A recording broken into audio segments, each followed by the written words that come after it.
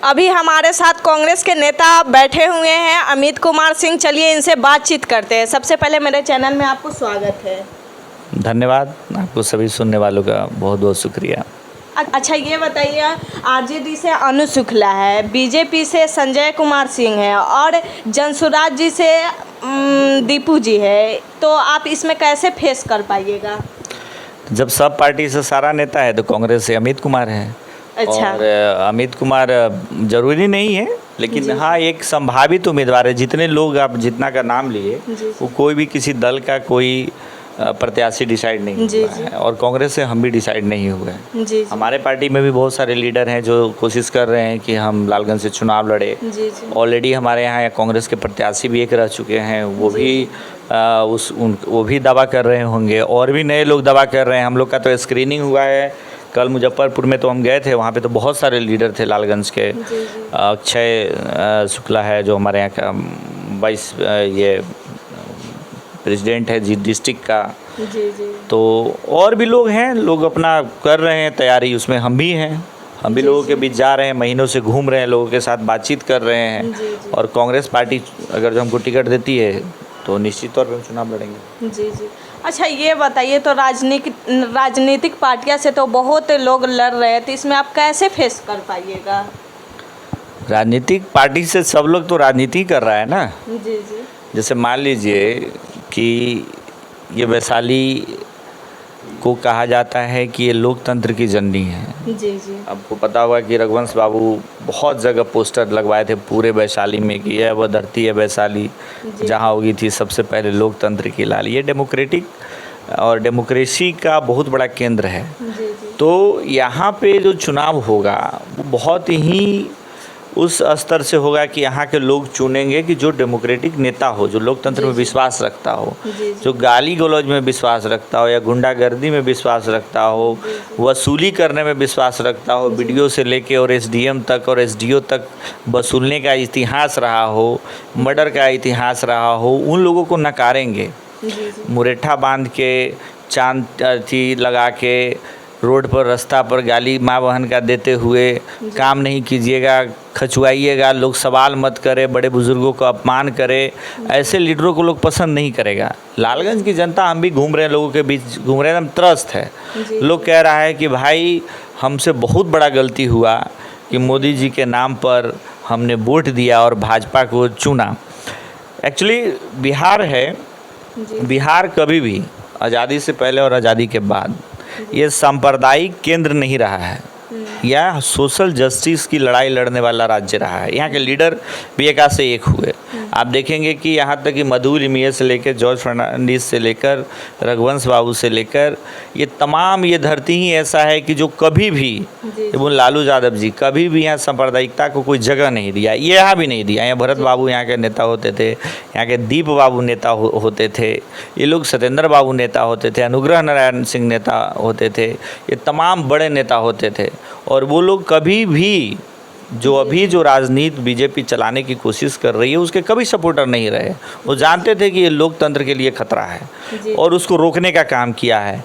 ठीक है, एक आध बार ऐसा गलती से चुना गया कोई व्यक्ति, लेकिन इस बार उसको पूरी तरीके से नकार दिया जाएगा और यहाँ की जो जनता है वहाँ के विकास के लिए वोट करेगी। जो कि आप देखे होंगे कि सड़क से लेकर बिजली पानी कुछ भी उठा लीजिए, अपराध तक, कोई भी किसी भी मुद्दे पे कोई काम नहीं हुआ है। तो इस बार नए लोगों को मौका दिया जाएगा, मुझे ऐसा लगता है। अच्छा, आप विकास की अभी बात किए हैं, तो अगर आप जीत जाइएगा तो सबसे पहले विकास का नाम क्या कीजिएगा? देखिए, हम अगर जो एक इंटरव्यू में और एक पे तो नहीं बताया जा सकता कि क्या क्या करेंगे, लेकिन हाँ कुछ जो मूलभूत जो विकास के लिए किया जा सकता है वो पहली प्राथमिकता ये होनी चाहिए कि आपका एक मॉडल स्कूल होना चाहिए। जैसे आप देखें कि जो स्कूलों की स्थिति है, आप यहाँ पे स्थिति ये है कि 5,000 या 10,000 रुपया अभी गांव में जिस व्यक्ति का इनकम है वो व्यक्ति सरकारी स्कूल में अपने बच्चों को पढ़ाने के लिए नहीं भेज रहा है। यहाँ पे 300 रुपया महीना, 200 रुपया महीना, 600 रुपया महीना, 1,000 रुपया महीना, 2-2 हज़ार महीना तक, 25-2500 महीना तक प्राइवेट स्कूल यहाँ पे खुल चुका है। और भले उसका एजुकेशन कैसा भी हो, लेकिन लोग अपने आप को समझा रखे हैं कि हम अगर जो प्राइवेट स्कूल में भेज रहे हैं तो 400 रुपया महीना खर्चा हो रहा है, 500 रुपया महीना खर्चा हो रहा है, तो उसको अच्छा एजुकेशन मिलेगा। जबकि एजुकेशन के मापदंड पे ऐसा कोई स्कूल का स्टैंडर्ड नहीं है कि आप उसको कह सकते हैं कि आने वाला जो जनरेशन है, जो अभी एआई पर आ गया है, आप उस लेवल पे आप फाइट कर सके यहाँ का स्कूल। जब दुनिया के बच्चे एआई और एडवांस टेक्नोलॉजी में, स्पेस टेक्नोलॉजी में, ड्रोन टेक्नोलॉजी में आगे बढ़ रहे हैं, तो इंडिया का जो अपना सरकारी स्कूल है, एक्स्ट्रा करिकुलर के नाम पर आज भी वही छैंटी बिनवाया जाता है। एग्ज़ाम में एगो पास का है कि छैंटी बिनने आता है कि नहीं, झाड़ू बना के लेके आओ, वही धरा चला जा रहा है, कुदाल चला दो बच्चों से। यही स्कूल का सिलेबस हो चुका है। तो पहले मॉडल स्कूल होना चाहिए, ज़रूरी नहीं है कि बहुत ज़्यादा स्कूल हो। अगर जो एक ब्लॉक में 5-7 भी स्कूल खुल जाता है, हर एक पंचायत लेवल पे भी अगर जो मॉडल स्कूल खुल जाता है जो एक अच्छा स्टैंडर्ड क्लास का हो, तो ये बहुत बड़ी उपलब्धि होगी और जनरेशन का होगा। दूसरी बात ये है स्वास्थ्य का। स्वास्थ्य सुविधा के नाम पे प्रैक्टिस जो है हर शहर में, हम हाजीपुर में कभी भी अपना मतलब कभी नहीं मेरा मन करता है कि हम हॉस्पिटल रोड से गुजरे तो हम कभी वहाँ खड़ा हों, क्योंकि हॉस्पिटल रोड का जो स्थिति है उसमें जितने प्राइवेट प्रैक्टिशनर हैं, डॉक्टर हैं, वो MBBS है, पता चल रहा है कि वो MD नहीं है लेकिन वो ऑपरेशन कर रहा है, कंपाउंडर है तो पता चला कि वो क्वालिफाई नहीं है। उसके बाद जांच का जो मशीन है वो पता चल रहा है कि वो जांच का मशीन सब भी डुप्लीकेट लगा हुआ है, वहाँ कोई किसी को दे रहा है। सबसे बड़ा दुख पता है क्या होता है स्वास्थ्य को लेके, कि जब गांव का कोई व्यक्ति शहर जाता है इलाज करवाने और डॉक्टर उस पर लिखता है कि इनको कुछ खिलाइए, कुछ खाना खिलाइए, कुछ फल फ्रूट्स खिलाइए, तो हॉस्पिटल से निकल के और गरीब आदमी 1 किलो अनार खरीदता है, 1 किलो भी नहीं खरीदता है, आधा किलो अनार खरीदता है, 1 किलो सेव खरीदता है, जो सस्ता फल होता है वो 1 किलो खरीदता है, वो भी गाँव घर ला के पोता पोती को खिला देता है।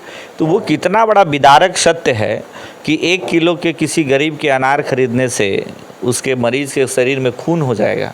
नहीं होगा। इसका एक बात होना चाहिए, एक डायलॉग होना चाहिए स्वास्थ्य के लोग के। स्वास्थ्य इंडेक्स हमारा बहुत ख़राब है।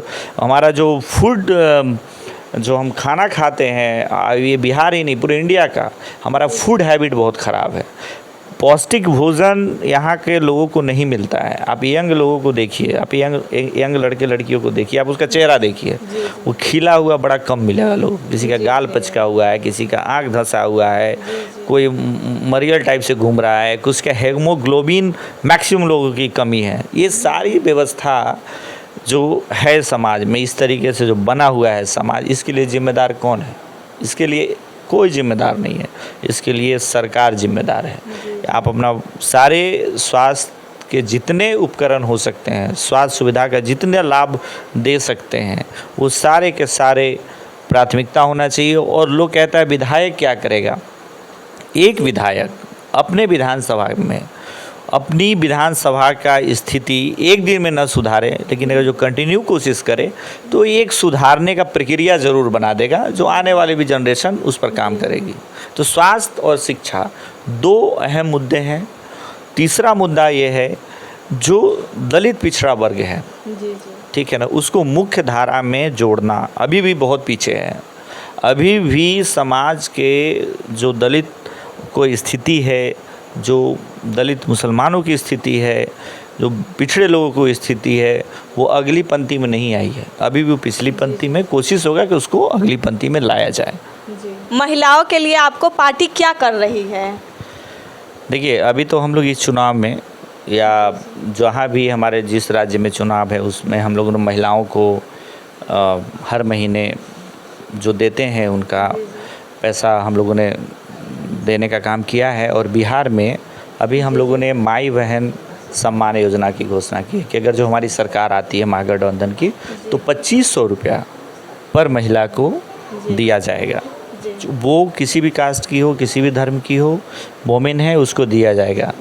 और SC ST OBC महिला रिजर्वेशन का जो लिमिटेशन है उसको भी हम लोग बढ़ाने की बात कर रहे हैं और उनकी भागीदारी को और भी ज़्यादा हम लोग बड़ा। वुमेन एम्पावर हमारे पार्टी का हमेशा से बहुत ही मुख्य मतलब केंद्र में रहा है, कि मुख्य केंद्र रहा है कि हम उस पर बहुत अच्छा काम करेंगे। जी जी। बाकी आप लोग के क्या राय है दोस्तों, कमेंट बॉक्स में ज़रूर आके बताइएगा। आप देख रहे थे मिष्टी सलोनी यादव। देखने के लिए बहुत बहुत धन्यवाद। आप लगातार हमारे साथ बने रहे। जय हिंद, जय भारत।